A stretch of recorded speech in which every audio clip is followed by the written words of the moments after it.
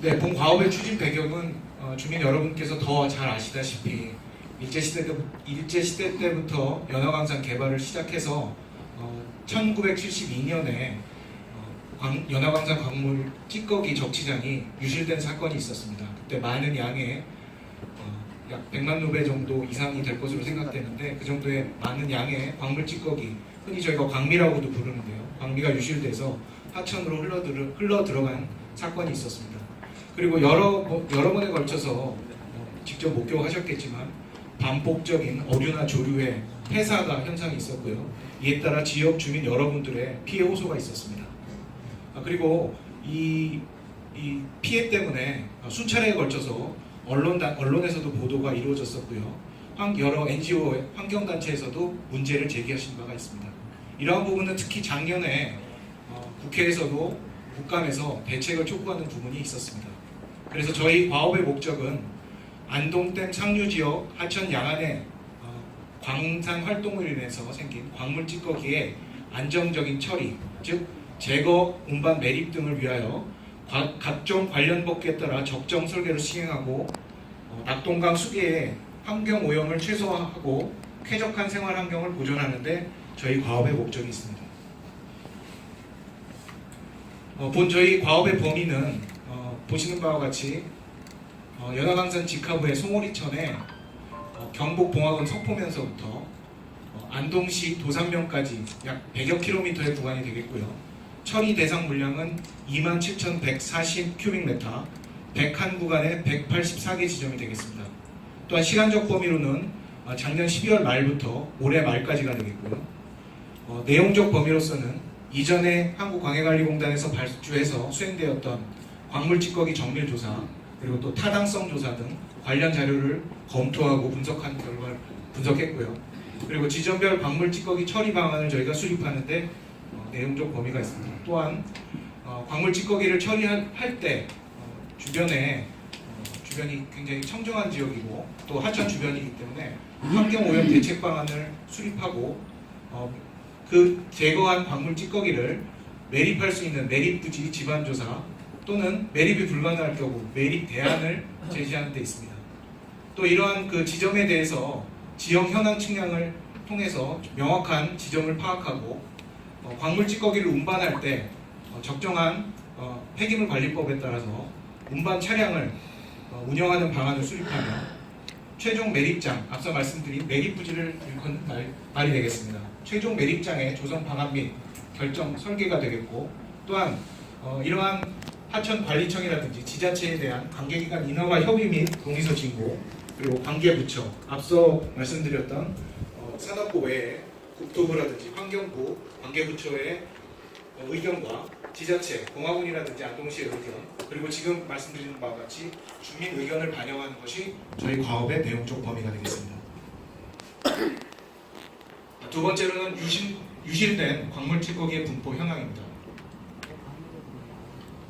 1972년 찌꺼기의 특수성을 반영해서 저희 설계는 184개 지점에 대해서 우리가 집안이나 터널에서 흔히 많이 사용하고 있는 패턴화된 설배법을 도입하도록 해서 보다 효율적이고 성공적인 광물 찌꺼기 처리를 하도록 계획하고 있습니다. 이에 따라 부착 패턴은 4가지로 나누고 운반 패턴은 약 5가지, 환경관리 패턴은 3가지 정도로 나눠서 패턴화하여 적용함으로써 각 개소별 특징을 반영하되 표준적인 공법으로 시공 시에 보다 효율적인 시공이 되도록 할 수 있을 것으로 판단됩니다. 또 시공 중 환경 오염에 대해서 모니터링이나 방제 계획, 즉 수질 모니터링이나 우기시 사고 방제, 작업자 안전 교육을 실시하도록 해서 시공 중 환경 오염을 최소화할 수 있도록 계획하고 있습니다.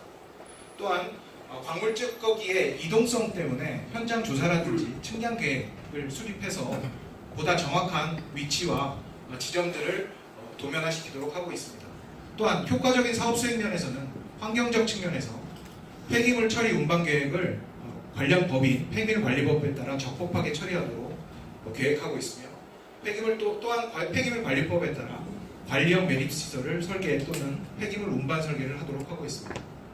효율적 측면에서 보면 최종 매립장의 안정성을 검토하고 헬기 운반이라든지 철도 운반, 바지선 등 다양한 운반 방법을 고려해서 효율적인 운반이 되도록 하고 있으며 또한 대협력적 측면에서는 사업의 주민 참여, 적극적인 참여, 그리고 주민 반대 시 대응 체계 수립이라든지 관계 부처, 지자체 협의를 체계적으로 할 수 있도록 계획하였습니다.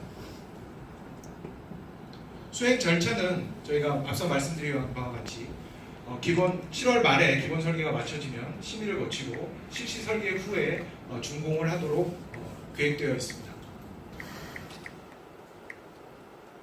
먼저 광물 찌꺼기 처리의 기본 및 실시 설계 전차는 현장 조사 및 측량 작업을 수행합니다. 이 작업은 저희가 이미 완료를 했으며 처리공법 선정을 하게 되는데요. 이 처리공법 선정에 대해서는 다음 장에서 다시 설명을 드리도록 하겠습니다. 그리고 매입장 조성 방안과 광물 찌꺼기 제거 방안을 수립한 후에 폐기물 처리 운반 차량 운영 방안을 수립을 하도록 순서로 설계하도록 계획하고 있습니다.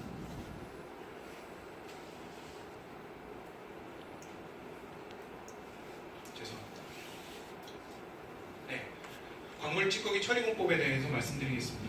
광물 찌꺼기, 제거한 광물 찌꺼기를 어떻게 처리하느냐에 대해서는 다양한 법률이나 사례 그리고 경험 등을 통해서 방법을 5가지 정도 고려하고 있습니다. 제일 우선적으로 고려하고 있는 방법은 관리형 매립시설을 건설하는 방법입니다. 우리가 폐기물을 지금 관련 법상으로 광물 찌꺼기를 제거하게 되면 폐기물로 처리가 해야 되는 관련법에 따른 폐기물로 처리해야 되는데 제거한 광물 찌꺼기를 관리형 매립시설을 새로 건설을 해서 적시장을 건설을 해서 폐기물 이송을 매립하는 방법입니다.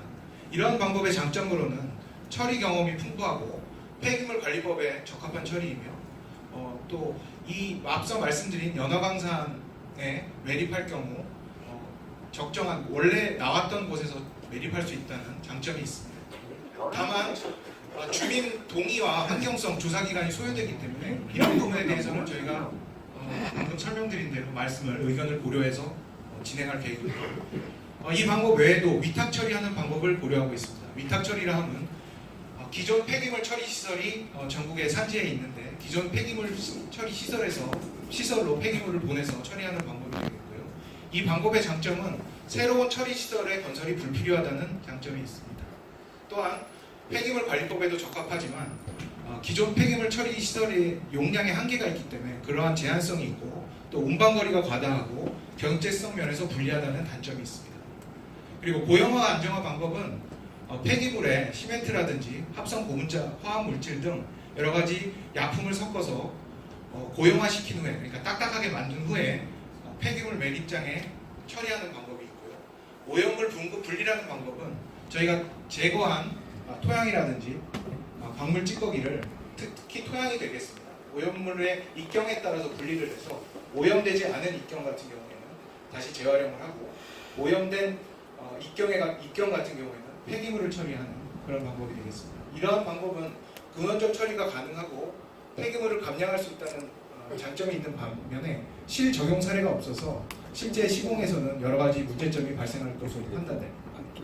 또한 원위 취해서 처리해야 되는 경우가 많기 때문에 또 2차 오염에 문제도 있을 수 있을 것으로 판단됩니다. 또 마지막 방법은 무해화 방법인데 한국광해관리공단에서 개발한 방법으로서 여러 가지 부유 선별, 비중 선별을 통해 오염물을 추출하는 방법입니다. 이러한 방법은 근원적 처리가 가능하고 폐기물이 감량 가능하다는 장점이 있는 반면에 오염물 분급 분리와 마찬가지로 실적용 사례가 부족하고 약품 처리로 폐수가 발생하며 또 경제성도 불리하지만 가장 큰 문제점은 공기가 상당히 길게 걸리기 때문에 저희가 목표로 한 기간 내에는 적용하기가 곤란할 것으로 판단하고 있습니다. 먼저 제일 처음에 말씀드렸던 관리형 매립시설에 대해서 말씀드리면 폐기물 관리법상 관리형 매립시설의 공통 기준은 지상 1.5m 이상 철망 및 입구 표지판을 설치하고 축대벽 또는 두개 안정성 검토를 시행하겠으며 계량시설, 세균 세차시설, 지하수 검사정, 빗물 배제시설, 침출수 유량 조정조 등을 설치하게 되어 있습니다. 또한 최종 복도층의 단면은 복도층이라 하면 지금 보시는 사진이 폐기물을 매립하기 전에 폐기물 처리장을 조성 완료한 모습이 되겠습니다. 이 밑에는 하부에는 설명드리자면 신출수 배수층 그리고 차수층, 물이 통하지 않게 하는 차수층이 약 1.8m 이상 두께로 설치되게 되며 1.8m 이상 두께로 설치된 완벽하게 차수된 층 위에 폐기물을 적치하게 됩니다. 그 위에는 다시 식생, 그러니까 나무를 다시 심기 위해서 차수층, 배수층, 식생대층을 설치하도록 해서 윗부분과 윗부분을 모두 덮어서 밀봉 매립하는 형태의 시설이 되겠습니다. 이런 폐기물은 크게 관련 법률에 따라서는 지정 폐기물 관련 매립시설과 일반 폐기물 관련 매립시설로 대별할 수가 있는데요. 혹은 같이 매립할 수 있는 그런 적치장을 만들 수 있을 것 같은데 저희가 설계 과정에 검토한 결과 광물 찌꺼기는 일반적인 폐기물과 달리 오염 농도가 불균질하므로 지정 폐기물로 처리해야 될 것으로 판단하고 있습니다. 따라서 앞서 말씀드린 기준에서 보시면 지정 폐기물 매립장과 일반 폐기물 매립장이 기준이 틀려서 일반 폐기물 매립장은 두께가 좀 얇은 편이고 약 1.3m 두께로 보실 수 있고요. 지정 폐기물 매립장 같은 경우에는 약 1.8m 두께가 되는데 지정 폐기물 매립장 기준에 맞춰서 보다 강화된 기준에 맞춰서 폐기물 매립장을 건설해야 될 것으로 판단됩니다. 최종 매립장 조성 계획입니다.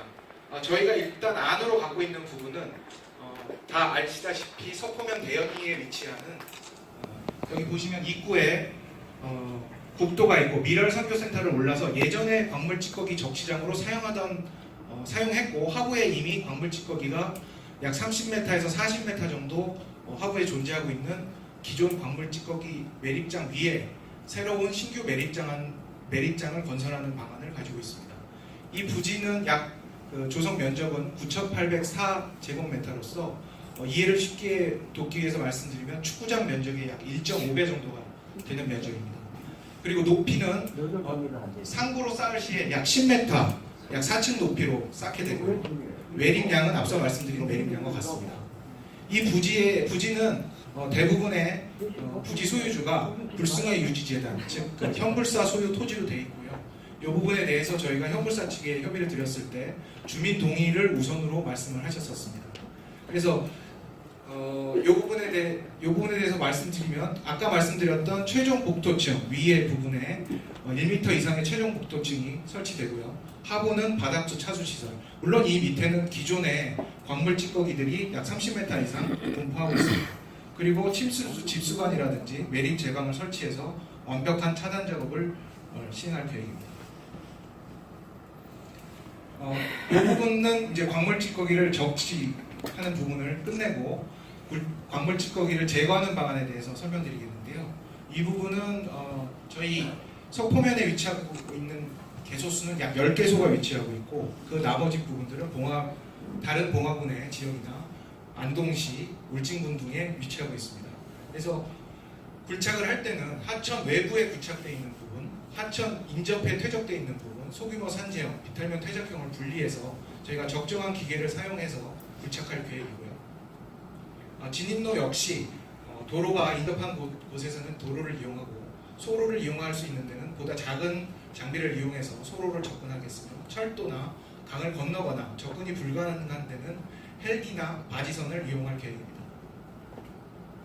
그리고 2차 오염을 최대한 방지하기 위해서 기존 우리가 흔히 보실 수 있는 오탁 방지망, 수압 커버형이라고 해서 상부에 지나가다 보면 하천 공사하실 때 보셨을 것이라고 생각되는데 오탁 방지망을 설치할 계획이고요. 이보다 좀 더 강화된 보시면 집 수면서부터 바닥까지 모두 차폐를 실시하는 자립 일체형 오탁 방지망이나 이동식 비상 방지망 또 기타 살수 작업을 시행할 계획입니다.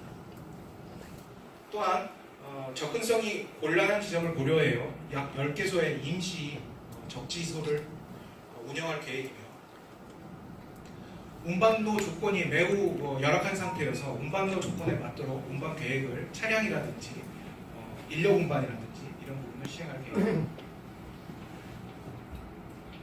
또한 유기적 대외협력 체계 구축을 위해서 인허가 기관, 즉 환경부, 국토부, 산림청, 지자체와 협력하고 있으며 환경공단이라든지 코레일 측과 폐기물 관리 협의나 철도 이용 협의에 협의를 하고 있습니다. 또 지금 주민설명회와 같이 지역 주민이나 NGO, 언론 등과도 사업 홍보 및 의견 수렴, 또 진행 상황을 말씀드림으로써 의견을 적극적으로 수렴하도록 하겠습니다.